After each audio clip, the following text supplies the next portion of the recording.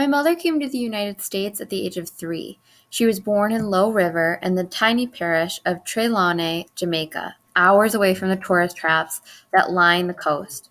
Its swaths of deep brush and arable land made it great for farming, but less appealing for honeymoons and hedonism.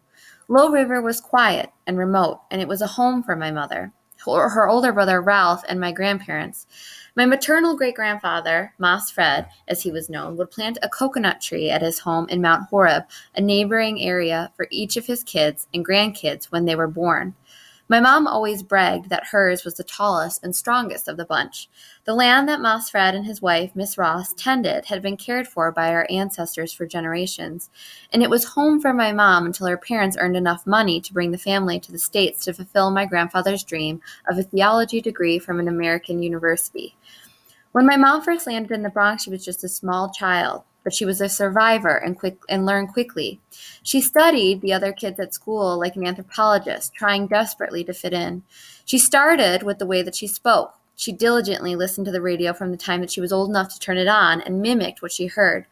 She'd always pull back enough in her interactions with her classmates to give her room to quietly observe them, so that when she got home, she could practice imitating their accents, their idiosyncrasies, their style. Words like eerie became cool, constable became policeman, easy enough became chill out. The melodic, swooping movement of her Jamaican patois was quickly replaced by the more stable cadences of American English, and she jumped into the melting pot with both feet. Joy Thomas entered American University in Washington, D.C. in 1968, a year when she and her adopted homeland were both experiencing volatile change. Vietnam, a series of assassinations, campus unrest, rioting that tore through the nation's cities, and an American president who no longer wanted the job.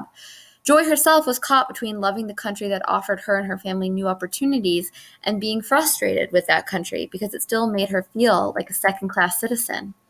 At college, Joy quickly fell in with the OASATAU, the very long acronym for a very young group, the Organization of African and African American Students at the American University. The OASATAU was rallying AU's Black students into engagement with the national, international, and campus issues roiling around them. The battling organization elevated her consciousness beyond her assimilationist dreams and sparked a passion for justice and the good fight. A charismatic AU junior named Bill was the treasurer of OASATAU, and 2 months after they met early in the exciting whirlwind of her freshman year, Joy was engaged to marry him. Despite the quick engagement, they waited 2 years to get married, by which time Joy was a junior and Bill a recent graduate looking for work. Marriage brought the sobering realities of life into focus. The truth was, they were both still trying to find their feet as adults and feeling a little in over their heads as a married couple. As the love haze wore off, Joy began to see the same qualities that had made Bill so attractive as a college romance. His free and rebellious spirit, his nearly paralyzing contempt for the man, made him a completely unreliable husband. And she discovered that what she had foolishly thought of as his typical low-level recreational drug use was something much worse. In a time of drug experimentation and excess, Bill was starting to look like a casualty. As the years passed, Joy kept hoping that Bill's alcohol and drug use would fade. She was caught in a familiar trap for young women and girls, the fantasy that she alone could change her man. So she doubled down on the relationship. They had a child together. She hoped that would motivate Bill to make some changes. But his addiction just got worse, and the physical, mental, and emotional abuse he unleashed became more intense. One night, things came to a head. Bill came home and started to badger Joy about washing the dishes. His yelling threatened to wake up 1-year-old Nikki, and Joy tried to shush him. He kept yelling. He moved in on her. The two of them stood face to face, him yelling, her pleading with him in hushed tones to lower his voice. He grabbed her by the shoulders and threw her down. She sprawled on the floor in her white t-shirt and blue AU sweatpants, stunned but not completely surprised by his explosive reaction. He wasn't done. He grabbed her by her t-shirt and hair and started to drag her towards the kitchen. He hit her in the chest and stomach, trying to get her to move her arms, which were now defensively covering her head. Finally, she snapped. She screamed at him, without fear of waking Nikki as he dragged her across the parquet floor.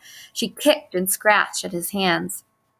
Bill was too strong, too determined, too high. Her head slammed against the doorframe as he finally dragged her body into the kitchen's linoleum floor. He released her hair and now her ripped t-shirt, and once again ordered her to wash the dishes. He stood over her with a contemptuous scowl on his face. It could have been that look, or it could have been the escalating abuse and the accumulated frustration at the chaotic life he was creating for her and her daughter. But something gave Joy the strength to pull herself up from the floor. On top of the counter was a wooden block that held all of the large, sharp knives in the kitchen. She pulled the biggest knife from its sheath and pointed the blade at his throat. Her voice was controlled as she made her promise. "If you try that shit again, I will kill you." Bill seemed to suddenly regain his sobriety. He backed out of the kitchen slowly, not taking his eyes from his wife's tear-drenched face. Her unrelenting stare. They didn't speak for the rest of the night. And 1 month later, Joy and Nikki were packed up. Together, they left Bill for good. My mom vowed to never let another man put his hands on her. She wouldn't tolerate it in others either. My parents finished their conversation, and it was obvious that one of them was heading up to speak to me. I turned from the window and stood in the middle of the room, mentally running through my non-existent options for escape. Soon I could tell by the sound of the steps it was my father. His walk was slower, heavier, more deliberate. My mother tended to move up the stairs in a sprint. He lightly knocked on the door and slowly turned the knob. The door opened slightly, and he peeked in. His easy half smile, almost a look of innocent curiosity, assured me that, at least for now, the beating would wait. "Hey, main man, do you mind if I come in?" I'm told that he had many terms of endearment for me, but main man is the one I remember. I didn't even look up. I nodded, but nodded slowly. He had to duck to clear the low doorway. He picked me up, and as he sat on the bed, placed me on his lap. As I sat there, all of my anxiety released, and I could not have felt safer, more secure. He began to explain what I did wrong and why my mother was so angry. "Main man, you can't just hit people, and particularly women. You must defend them, not fight them. Do you understand?" I nodded then and asked, "Is Mommy mad at me?" "No. Mommy loves you, just like I love you. She just wants you to do the right thing."